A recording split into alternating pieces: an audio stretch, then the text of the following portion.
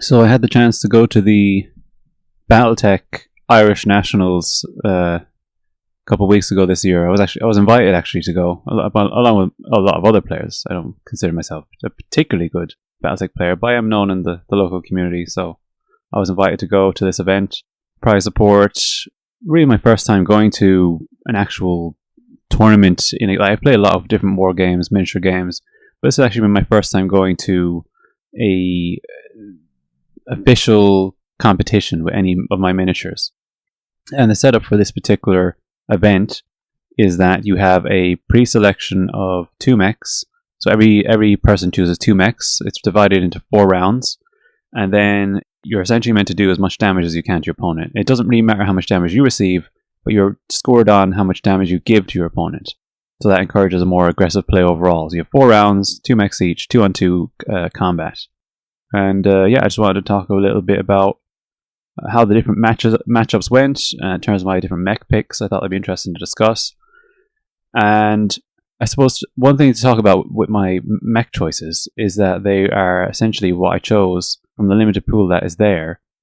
Is I basically looked into my collection and I went for mechs that looked similar in my collection to ones that were on the record sheets. So for example, my round 1, I choose a Mad Cat and a Dasher because I own a Mad Cat and I had a mech that looked similar enough to a Dasher to pass for one.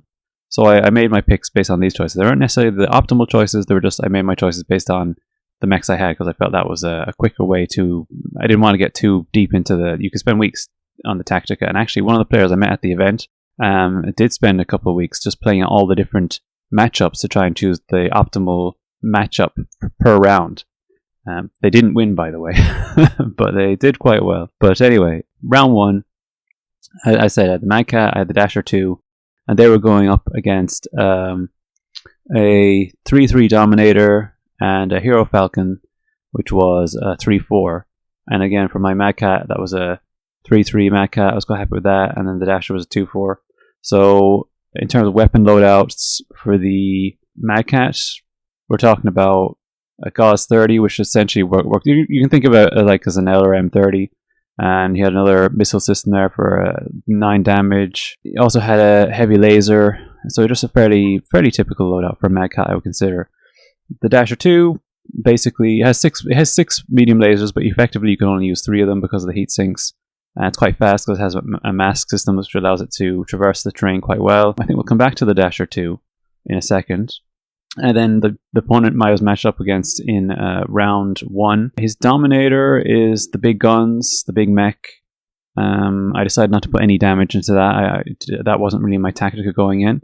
So that one was doing, it has an extended range PPC, it has the large laser, it just takes big chunks of your health out. Whereas the Hero Falcon, it's more about medium lasers, pulse lasers. It's very similar to a Grasshopper in that regard. And it was my first tournament and my first BattleTech event, official, as opposed to playing locally in the shop or with friends and so on. And my strategy going in, knowing how the scoring system works, and also just knowing, Wargaming 101, and my strategy was to try and take out the lower tonnage mech first, and then keep my 2 mechs together, backing each other up, move forward, be very aggressive, and take out the lower tonnage mech. And then once that one's been destroyed, the other bigger mech is now isolated. I can come around from the back and I can take it out. So that was my strategy going into all 4 of the rounds. And a fairly good strategy, I would say. But yeah, coming into round 1, I moved up aggressively with the Mad Cat. But for a lot of the battle, I should also mention that the rounds, the way the rounds work, is they're an hour and a half long each, and then after an hour and a half, you get a single round after that, just a kind of finishing round, and then you score up your points and you hand it into the judge, and they double check your points and things like that. So even though in some matchups you may have a situation where one side would inevitably beat the other, in an hour and a half, it's kind of a different story. My Mad Cat moves up to the middle of the board. It's behind a lake and hiding into some trees. And for most of the matchup, I would say it very much felt like 2 mechs on 1. And my opponents surprised me a lot. They had some very powerful mechs, some good clan technology, a lot of damage. And they decided to play the defensive game. They just hid in forests. They gave me a huge amount of board control. And I think that was probably the only thing that kept me in the game, to be honest. Because, yeah, my Dasher 2 was really a non-factor. Like, all he has is essentially medium lasers. With the heat sinks he has, you can only fire half of them at a time. So that means that he's doing like a maximum of 15 damage. Whereas, the Dominator is doing that just with one shot every single turn. Is doing that kind of damage, and that's like not even half the damage they can do. And then in terms of tonnage for the Dominator, that's like 200 armor points in total. The Hierofalcon's coming at 144. And let me just double check, what is the armor for Dasher 2? Yeah, 100. 105 armor in total. Really low damage, very fast, but I was really struggling to find a place for this mech in a 2-2 game, because if I kept my distance, he was out of range. If I moved in and he'd be moving in quickly, then I'd be cutting down on the range modifiers of my opponent. They'd be sitting still in forests and he'd get destroyed. So my Dasher spent a lot of the time being ignored, struggling to get in, lots of different issues like that. I think that my Mad Cat made a good show of it. I mean, the Mad Cat I have is one of my favorite mechs. I really can't say anything bad about the Mad Cat. Performed well. The Hierofalcon got an early critical to the center torso and actually took a gyro hit very early in the game. So that actually informed my decision to just continue focusing down the Hierofalcon. And my goal essentially at that point was to push for as many pilot checks as possible, because I wanted that mech to fall over, because I could effectively take it out of the game. Because you can get full points for a mech if you destroy it, or head destroyed and so on, or if you get four hits on the pilot. So if I get the thing to start falling over, start failing piloting checks, it could be a very easy win. And trying to get 20 damage, hits the leg, so on, do as much as you can. And no matter how many times I got the mech to take piloting checks, as many times I got the opponent to take piloting checks, it just refused to go down. I don't know how many piloting checks I got on that particular mech, but then my opponent just, another 20 damage, take a piloting check, makes a check. Okay, another 20 damage, piloting check, makes a piloting check. The various different effects we had going on, throwing as much damage on it as could, doing physicals, kicks, whatever I threw at it, it would just make the piloting check. So this was soaking up a lot of damage, slowing down my aim there, but it wasn't a big deal because I was trying to focus down the Hierofalcon anyway. So yeah, coming late into the game, struggling to use my Dasher, and what I did notice about the Dasher as a possible secret weapon is to use a charge, because it has a run of 20 using its mask system, and essentially it's tonnage I think of 40. If I can get it to move halfway decent, you could be doing somewhere between 60 damage, a maximum of maybe 80, and that's all going into the mech as a kind of a surprise attack.